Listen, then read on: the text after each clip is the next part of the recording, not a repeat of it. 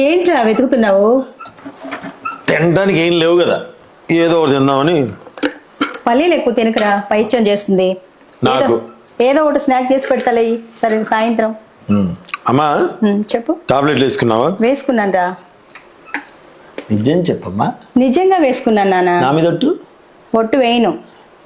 ఒట్టు వేయలేదంటే నువ్వు టాబ్లెట్లు వేసుకున్నా అర్థం. నువ్వు టాబ్లెట్లు వేసుకుంటే అల్మాన్లో టాబ్లెట్లు ఎందుకుంటాయమ్మా? కష్టపడి సంపాదించి డబ్బులు తెస్తుంటే టాబ్లెట్ వేసుకోవడం తెలియదు నీకు? అసలు నిన్ను కాదు, దాన్ని అనాలి. కోడలు ఏమనద్దు, నువ్వు మాత్రం టాబ్లెట్లు వేసుకో. చెప్తా దాని పని. అది వచ్చేసావా, దాన్ని కొట్టడానికి అదే పిలుస్తుంది. వెళ్ళొస్తా. తన్నేసిరా. తన్నే వస్తావు. ఏమండి రండి. వస్తున్నా. ఇదిగోండి, మీరు మొన్న బుక్ అడిగారు కదా, ఇదిగోండి. ఇది మా ఆఫీసర్ సార్ వాళ్ళ మనవరాలు బుక్. దీనికోసం నెల జీవితం ఆపేస్తా అన్నాడు. మన స్కూల్కి పోయేటప్పుడు తీసుకెళ్ళాను, నా కారులో జారిపడింది. సరే నువ్వేంటి అమ్మకి టాబ్లెట్లకు సమయానికి ఇవ్వట్లేదా? నిన్నే ఒక్కటి ఇచ్చానంటే చూడు, అమ్మ చూడు మన కోసం ఎంత కష్టపడుతుందో.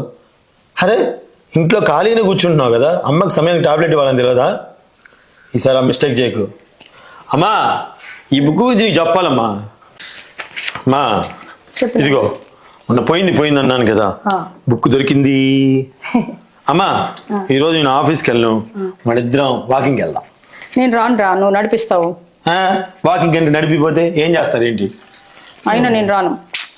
అమ్మా అసలు నీకు అర్థం కావట్లేదమ్మా, నా ఫ్రెండ్స్ వాళ్ళ అమ్మలు అందరూ చాలా స్లిమ్గా ఉంటున్నారు, అర్థం చేసుకో. అయినా నేను రాను. అమ్మా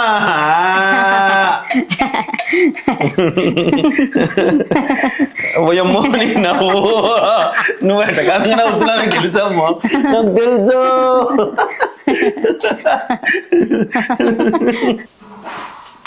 చంద్రశేఖర్ గారు.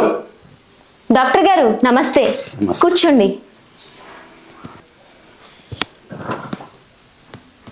ఇదిగోమ్మా రిపోర్ట్స్.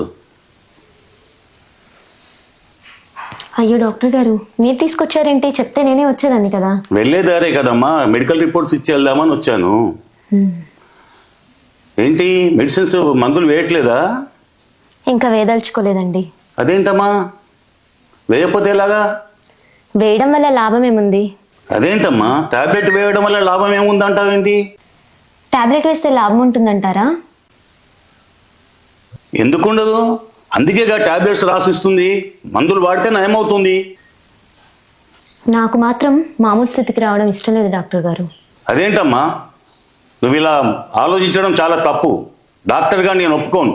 ఇందులో తప్పేముంది డాక్టర్? నేను హ్యాపీగా ఉండడం మీకు ఇష్టం లేదా? నువ్వు సంతోషంగా ఉండాలని ఇలా ఆలోచిస్తావా? మీరేమైనా అనుకోండి, ఇక ముందు టాబ్లెట్లు వేయను, ఇవ్వను. అయితే ఇప్పుడే ఈ విషయాన్ని చంద్రశేఖర్ గారికి చెప్పేస్తాను. ఏం డాక్టర్ గారు బెదిరిస్తున్నారా? నిజం చెప్తాను అంటున్నాను. మీరు నిజం చెప్పడం వల్ల ఏం మంచి జరుగుతుంది, ఎవరికి మంచి జరుగుతుంది? అంటే ఏమిటమ్మా, నిజాన్ని దాచిపెట్టాలా? అవును డాక్టర్, ఆ నిజం బయటపడడం వల్ల నష్టమే కానీ లాభమేం లేదు, కాబట్టి ఆ నిజాన్ని దాచిపెట్టాలి. ఏంటా నష్టం? ఇవాళ రేపు మనుషులున్న టైం ఇవ్వలేని రోజుల్లో బ్రతుకుతున్నాం. కానీ అటు చూడండి. నాకు తెలుసమ్మా, నువ్వు కావాలని ఇట్లా మాట్లాడుతున్నావు.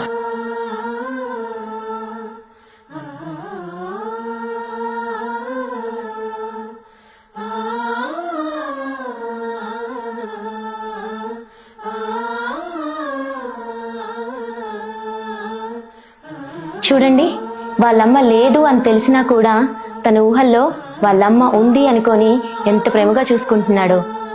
దీనివల్ల నాకేం నష్టం లేదు డాక్టర్ గారు. ఈ ఆనందాన్ని టాబ్లెట్స్ ఇచ్చి చంపేయాలా? మా రేపు నా బర్త్డే, నువ్వు ఇంత పెద్ద జడేసుకొని పూల జడేసుకొని చుట్టాలందరి ముందు అలా ధీమాగా వెళ్ళాలమ్మా. అట్టాను కూడా పెట్టుకో, మా ఆవిడ నీకే ఇచ్చేస్తా. వాళ్ళమ్మ లేదు అని నిజాన్ని తెలిపే టాబ్లెట్స్ మాకు అవసరం లేదు డాక్టర్ గారు. ఇదిగోండి, మమ్మల్ని క్షమించండి. నిజంగా మీ భర్త చాలా గొప్ప కొడుకమ్మ.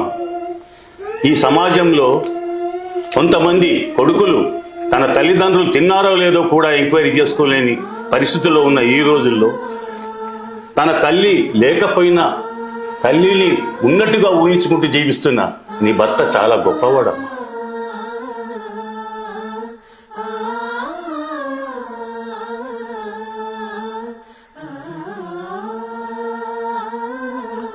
కళ్ళ ముందు కనిపించే దైవ రూపాలు తల్లిదండ్రులు. అటువంటి తల్లిదండ్రుల్ని ఎన్నడూ భారంగా చూడొద్దండి. వాళ్ళ ప్రేమ దక్కడం అదృష్టం. ఇది కేవలం కల్పిత కథ మాత్రమేనండి, ఎవరిని ఉద్దేశించి కాదు. మనసును కదిలించే కథలు.